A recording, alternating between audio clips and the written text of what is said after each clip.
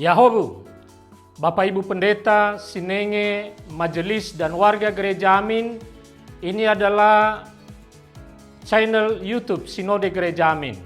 Karena itu, bagi yang mencintai Gereja Amin, tontonlah, subscribe, like, dan bagikan. Gereja Amin yang tangguh, mandiri, dan peduli. Tuhan Yesus memberkati.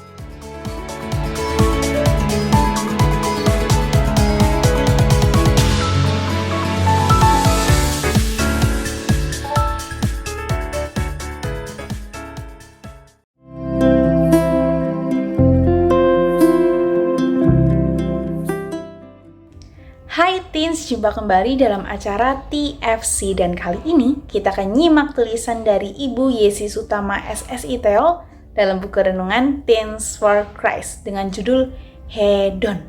Berdasarkan Pengkhotbah 2 ayat 22-26 bersama saya Carmela Natasha Febiani, mari kita bersatu di dalam doa. Ya Allah Bapa kami yang hidup, terima kasih untuk berkat dan perlindungan-Mu bagi kami Tuhan. Terima kasih karena pada hari ini pun kami masih boleh dipertemukan, kami boleh bersama-sama untuk terus merenungkan firman-Mu. Engkau Tuhan kiranya yang beserta kami, Engkau menegur, Engkau hadir bersama kami. Di dalam nama-Mu Tuhan Yesus Kristus kami berdoa. Amin. Yang akan menjadi pusat perenungan kita adalah dari Pengkhotbah 2 ayat 24. Saya akan bacakan untuk kita semua.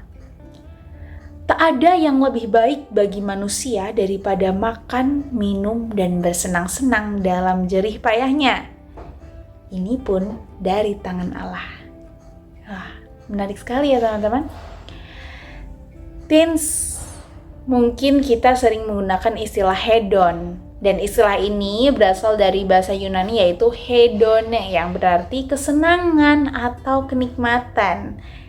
Dalam konteks percakapan sehari-hari, istilah ini sering dipakai untuk mengekspresikan gaya hidup yang menekankan kebahagiaan pribadi, kesenangan instan, dan kesenangan sensorik. Media sosial dan budaya populer seringkali mempromosikan gaya hidup hedonistik ini dalam bentuk pengalaman yang memuaskan secara instan, seperti wisata, kuliner, dan hiburan. Dalam filsafat hedonisme, filsuf Epicurus menganggap kesenangan sebagai tujuan hidup yang paling penting. Namun, bila hal itu dicapai melalui ketenangan batin, bukan dengan mengumbar nafsu. Teens, Pengkhotbah mengatakan bahwa dalam hidup yang singkat ini ada hal-hal yang perlu kita rayakan, seperti makan, minum, dan bersenang-senang menikmati hasil usaha kita. Bahkan itu pun adalah pemberian Tuhan. Dan dengan demikian, kita tidak harus selalu menghindarkan diri atau menolak kesenangan dan kegembiraan dalam hal-hal yang kita lakukan. Namun di sisi lain, bukan berarti bahwa hanya kesenangan satu-satunya tujuan hidup kita. Kita perlu tahu bahwa konteks pengkhotbah ini adalah cakupan hidup yang diliputi oleh kematian. Dalam beratnya kehidupan yang dibayangi kematian, tetap ada aspek hidup yang bisa kita nikmati dan rayakan, seperti makan dan minum. Teens, kita pun perlu belajar melihat seluruh aspek kehidupan secara seimbang. Bukan berarti hidup ini melulu susah, seolah tidak layak bagi kita untuk menikmatinya. Bukan berarti pula hidup ini melulu kesenangan sehingga hanya itu yang kita kejar, bukan. Hidup ini memang berat dan susah. Namun di tengah beratnya hidup ini, ada hal-hal yang juga bisa kita nikmati.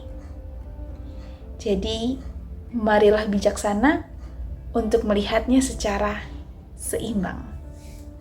Yuk kita berdoa. Tuhan, kami datang dengan segala kerendahan hati kami. Kami datang untuk memohon kepadamu hikmat, kerendahan hatian, agar kami dapat bijaksana dalam melihat segala sesuatu secara seimbang.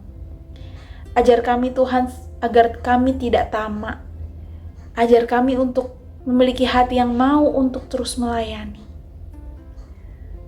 Engkau Tuhan yang memampukan dan melayakkan setiap kami. Di dalam nama-Mu Tuhan Yesus Kristus kami berdoa. Amin. Demikianlah renungan kita pada hari ini. Jangan lupa like, subscribe, dan bagikan kepada yang lain. Tuhan memberkati.